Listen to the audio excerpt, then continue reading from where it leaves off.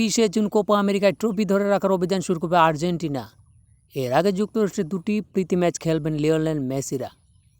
একটিতে প্রতিপক্ষ লাতিন আমেরিকার ইকুয়েডর আর একটিতে মধ্য আমেরিকার Guatemala. Argentine football association AFA কাল আনুষ্ঠানিকভাবে ম্যাচ দুটির প্রতিপক্ষ ভেন্যু নিশ্চিত করেছে। কোপা আমেরিকার আগে আর্জেন্টিনা দলের প্রীতি ম্যাচের খবর জানা গিয়েছিল আগেই, তবে একটি ম্যাচের প্রতিপক্ষ ভেন্যুর বিষয়টি চূড়ান্ত ছিল না।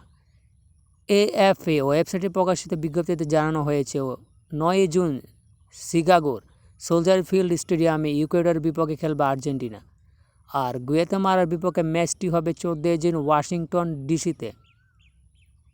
দুটি ম্যাচের মতো লাতিন আমেরিকার দল ইকুয়েডরকে প্রস্তুতির জন্য সেরা প্রতিপক্ষ মনে করছেন আর্জেন্টিনা কোচ লিওনেল স্কালোনি। 2026 বিশ্বকাপে আঞ্চলিক বাছাই এখন পর্যন্ত 6 ম্যাচ খেলে মাত্র একটিতে হেরেছে ইকুয়েডর। সর্বশেষ 5টিতে 3 জয় 2 ড্র তাদের। কোপা আমেরিকা আর্জেন্টিনা ইকুয়েডরের দু দলই নিজ গ্রুপ থেকে প্রত্যাশিতভাবে এগোতে পারলে মুখোমুখি দেখা হবে কোয়ার্টার ফাইনাল বা সেমিফাইনালে। ইকুয়েডরকে কঠিন প্রতিপক্ষ আখ্যা দিয়ে স্কালোনি বলেন, খেলোয়াড়েরা লম্বা একটা মৌসুম শেষ করে খেলতে নামবে। অনেকের মৌসুম জুড়ে প্রচুর ম্যাচ খেলতে হয়েছে। যে দুটি ম্যাচ আছে এর মধ্যে প্রস্তুত হয়ে যাবে। ইকুয়েডর কঠিন প্রতিপক্ষ, আর গুয়েতেমালা ম্যাচে অনেক দর্শক হয়, সেটাও ভালোই ম্যাচ হবে, কারণ মানুষ দিন শেষে ভালো ফুটবল দেখতে আসে।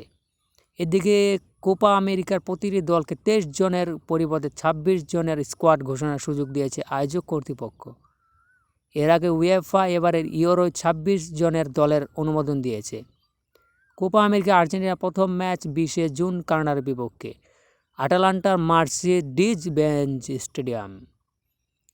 25 জুন নিউ জার্সিতে দ্বিতীয় ম্যাচে প্রতিপক্ষ চিলি, আর 29 জুন মায়ামির হার্ড রক স্টেডিয়ামে গ্রুপ পর্বের শেষ প্রতিপক্ষ পেরু। যারা ভিডিওটি দেখছেন ফেসবুক বা ইউটিউব থেকে, প্লিজ চ্যানেলটিকে ফলো দিয়ে রাখবেন এবং ইউটিউবে সাবস্ক্রাইব করে রাখবেন। এভাবে দৈনিক খেলার খবর পেতে বেল আইকনটি বাজিয়ে রাখবেন।